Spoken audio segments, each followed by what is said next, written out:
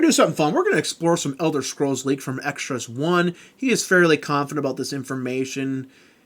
Apparently, he heard this from a colleague. Now, before we get started, I'm going to have to get the negativity out of the way first.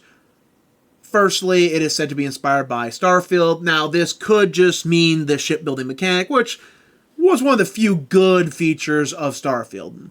Like, I can't say everything in Starfield was bad. The shipbuilding was pretty good, and to see that return in the form of building nautical ships would be fairly interesting. Procedural generation may make a comeback. They didn't invent that technology to only use it in one game, but no word about them using it in Elder Scrolls 6 has been said. But it would not be shocking if the islands you'll be exploring will be procedurally generated, similar to the planets. That way, no two playthroughs are ever the same. You know, that spew. Emil will sadly probably be writing. We'll be looking forward to this game more for the gameplay than the writing. That's just a sad reality. Hopefully, into intervening years, Microsoft steps in and puts a better writer in place, but that's wishful thinking and not something we really can expect. Lastly, it will probably use the Gamebryo 8 engine, aka Creation 3, though I personally believe the game will be rebooted on Unreal Engine 5. The rumored remaster of Oblivion is completely done in Unreal Engine 5. Comparing an Elder Scrolls 6 in Gamebryo 8 to a game made in the Unreal Engine 5 is just going to be night and day. It's just going to be too hard of a criticism and a step down when we go into Elder Scrolls 6. Because Unreal Engine 5, for all of its flaws, though some of those flaws might just be problems with coders not really being very good at their job, can render vast distances with great detail. You go play Starfield, go to anywhere high up and look across the terrain, and you will see that most of the stuff gets cut out. And that is likely going to be an irritating feature that is going to come back in Elder Scrolls 6. On top of that, the streaming technology in Unreal Engine 5 is just superior. You're not going to get to the point, like in Gamebryo, where the game is just not rendering stuff fast enough. On top of that, Unreal Engine 5 would allow them to bring in more outside talent and easily begin working on the game. On top of, it's a more stable engine. Now, unless Microsoft has thrown an absolute ton of money at improving the Gamebryo engine, it makes no sense to keep using that engine. It's a dog shit engine. Now let's get into these details before we get into the speculation. Game is going to be more immersive with faster loading times. Game takes place in Hammerfell and High Rock. Specifically, it will have the deserts of Hammerfell and the forest of High Rock. Game will have naval battle, shipbuilding inspired by Starfield, and marine underwater exploration, explorable islands off the coast. Dragons will return. I don't think anyone's really shocked about dragons returning. It was something we all wondered about, but all expected it to happen. Game is set to have 12 to 13 big cities. I would expect large villages. We all know how big Bethesda's cities are. Progression system is much more flexible, abandoning classes for natural progression and better combat. As the comment you see says down here, they haven't had classes since Oblivion. Nothing to be shocked about there. Game to have fortress and village building alongside settlement building. It was a popular mechanic. They kind of half-assed it with outpost building. It would make sense that this is returning. Game could be shown in July 2025. That would be the not E3. For those of you who aren't older than Dirt, which, FYI, here's a fun fact about Dirt. Dirt is actually constantly made every year. So if you're older than, well, actually minutes, because, again, it's a continuous process, you're probably older than Dirt. But if you're older than Dirt, E3 used to be this big game show where they showed everything. So now us old folks, back in my day, we had this really awesome show where they showed us a bunch of bullshit pre-rendered trailers. It's kind of like what we got now, but, you know, they all did it at one place. It was so cool. Oh, my heart. Yeah. So I just call it not E3. It makes sense they'd showcase it off. The Xbox division hasn't exactly been doing good, so they'd want investors to be confident enough to want to keep it around. Now, where will this game take place then? Well, Iliac Bay. We can see the map of Iliac Bay from the third air. Not a lot of islands. We can likely expect the northern region up here to be explorable and this southern region up here to be explorable. Similar to Daggerfall, whether it goes all the way into the inner region, unknown.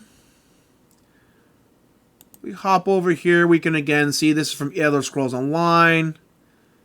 There's just not a lot of islands to explore.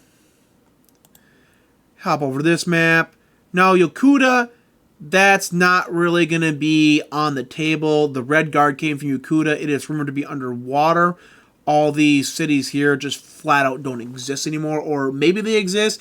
It's kind of debated whether or not Yokuda is actually still underwater or if it returned above water in the lore. That's essentially something that Bethesda can determine with this game and likely will rumor in this game. And I'll get into who I believe the big bads will be.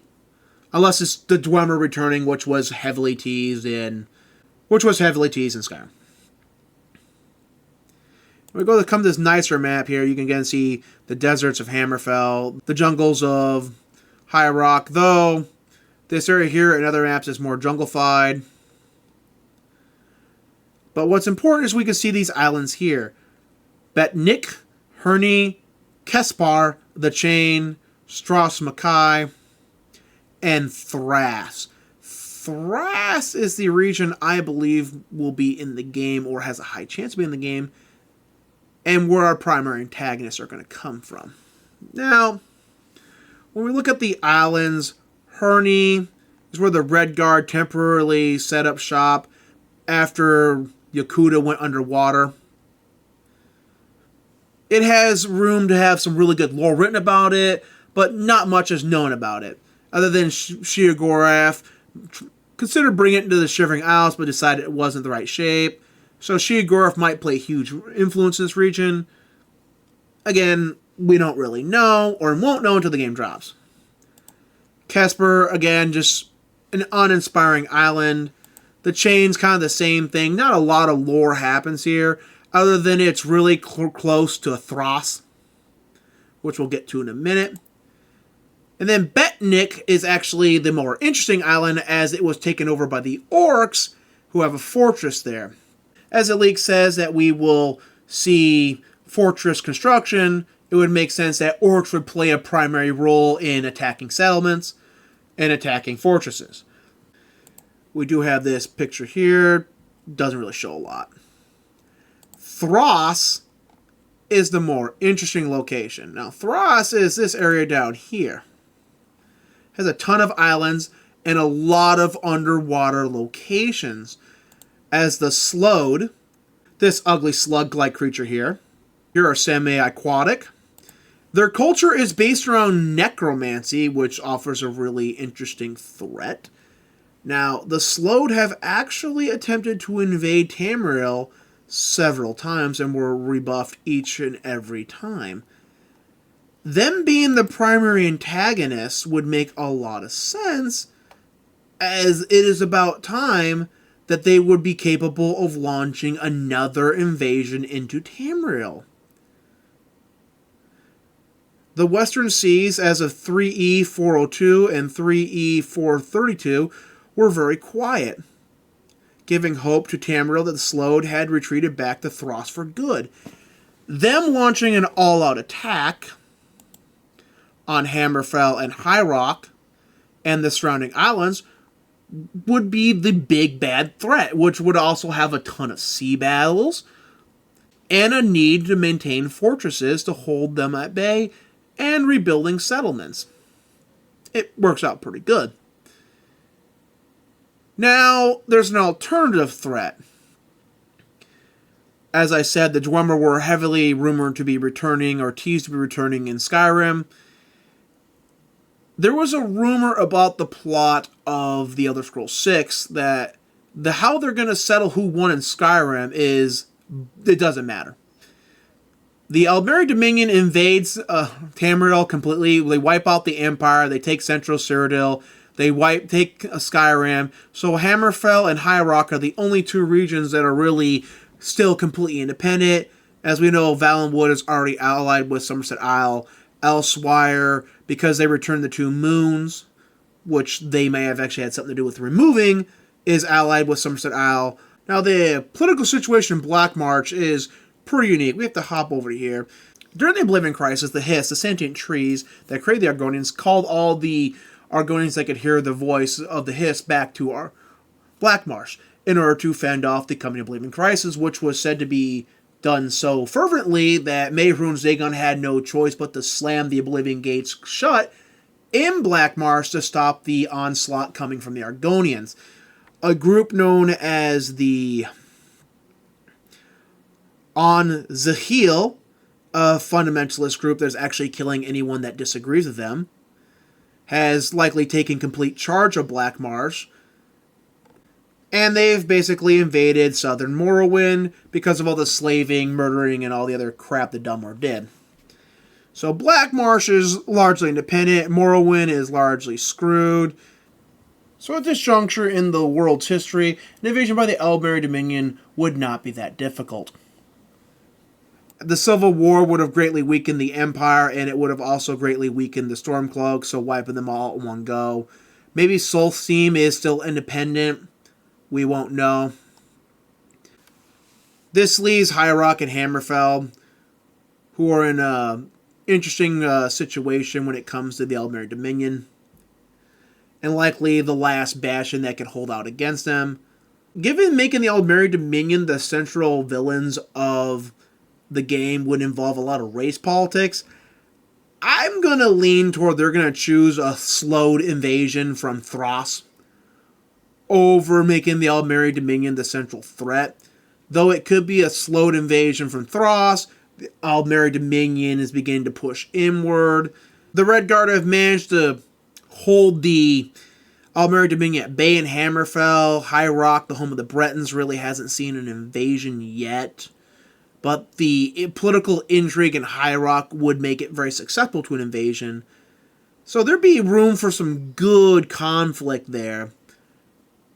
But again, the Elmeri Dominion are race purists, and given the political situation we're currently going through, it is unlikely Microsoft will approve a race-based central plot. So the slowed make the best choice for a potential enemy.